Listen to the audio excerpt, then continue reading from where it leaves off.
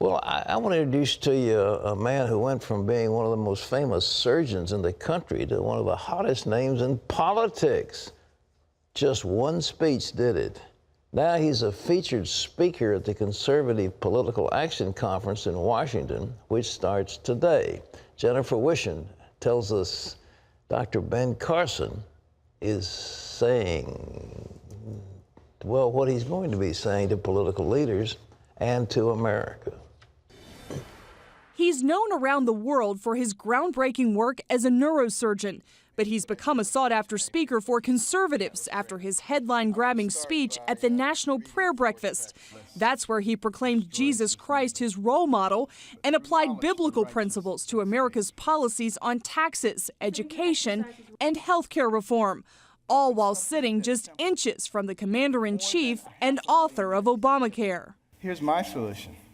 When the person is born, give them a birth certificate, an electronic medical record, and a health savings account, to which money can be contributed pre-tax from the time you're born to the time you die. When you die, you can pass it on to your family members so that when you're 85 years old and you got 6 diseases, you're not trying to spend up everything. You're happy to pass it on, and there's nobody talking about death panels. Carson says he thinks about problems facing the U.S. all the time and believes political correctness is restraining the American guarantee of free expression and speech. It puts a muzzle on them, and at the same time, keeps people from discussing important issues while the fabric of their society is being changed.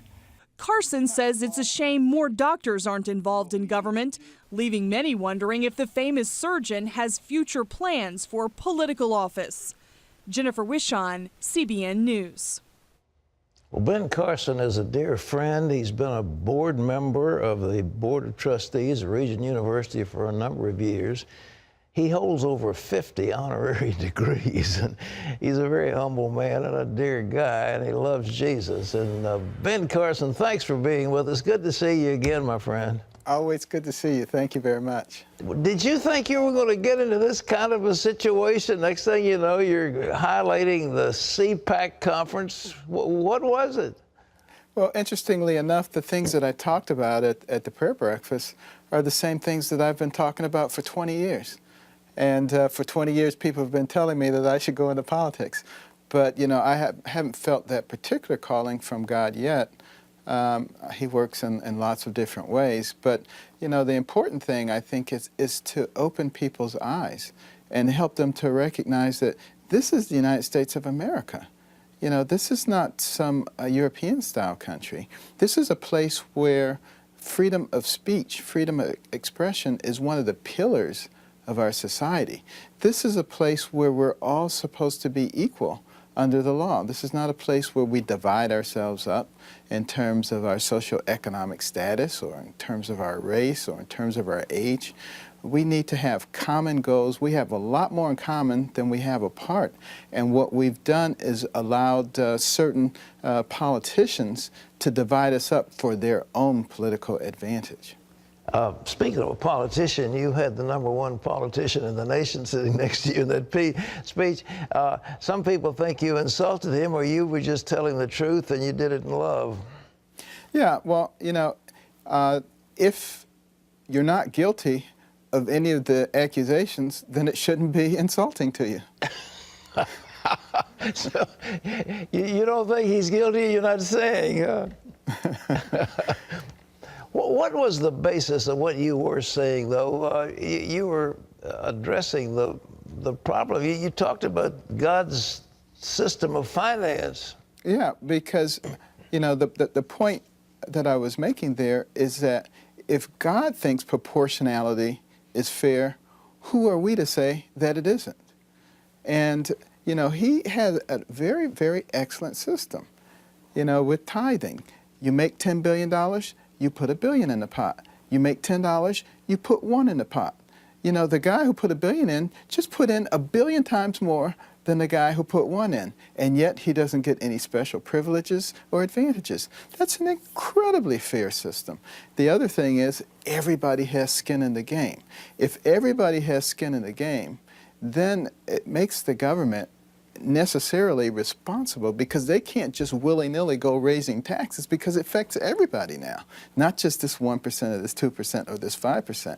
So now you've got to be very careful and you've got to really justify what you're doing. Most people, you know, just don't really care about something bad that's happening to somebody else as long as it's not affecting them. Therefore, you put everybody in the game. What about health care? You, of course, became famous when you separated conjoined twins. What about this Obamacare? Well, you know, Obamacare, or, you know, whatever you want to call it, has not really had the desired effect. It's costing a lot more than was anticipated. You know, it's forcing a lot of employers, particularly small businesses, to alter their hiring practices, to bring on people as part-time workers so that they don't have to be involved with this very expensive endeavor. None of that is useful, particularly when we have other possibilities. For instance, health savings accounts. We already have enough money in the system to pay for the health savings accounts. So, you know, the people who say, yeah, but people aren't going to contribute to those, they don't necessarily have to contribute to those if we use the same money that we're already using and put them into people's individual health savings accounts, because now they have control over that account, which means that they're going to start shopping for the best bargains. They're not going to go to the emergency room where it costs 5 times more than it does to go to the clinic to get something taken care of. They're going to go to the clinic, where not only are they going to get their problem solved, but now they're going to say, now let's get your chronic medical issues under control so you're not back here in 3 weeks with another problem. That's the way you begin to solve problems. Why aren't we talking about how to solve problems rather than setting ourselves up in opposition? Everything is a challenge. You say something, you're attacking the president.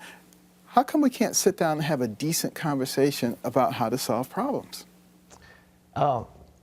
You're a young guy. What's this retirement business? Is there a limit at which you can do this complex neurosurgery? Well, you know, pilots are forced to retire while they still are relatively young and healthy. And you have to stop and ask yourself, why is that? They don't wait until they start crashing airplanes. And, you know, the fact of the matter is, as you get older, your vision decreases, your agility decreases, your stamina decreases, all of these things happen. And my personal opinion is that as a surgeon, particularly doing a lot of delicate things, you need to know when to stop. And you need to make sure you have other things that you can do. I have plenty of other things to do, so I may have to go back to work to get a break. Well, as much as I would love to see you in a leadership role, I hope and pray the Lord doesn't lead you into politics. You're too valuable. I know exactly what you're talking about. I hope he doesn't lead me there either, but I hope he does use me to help stimulate the discussion and help people to recognize that we, the American people, are not each other's enemies, no matter how people try to carve us up. We have much more in common than we have apart, and we need to work together to solve our problems, stop demonizing each other, and get to work. Well, you're a great voice of reason. Thank you. Dr. Ben Carson, a dear friend, head of pediatric neurosurgery at Johns Hopkins University. Terry. Well, I hope he continues to be a voice for the, well, the you common know he's man going to in be. society. Yes, he's got a lot to say.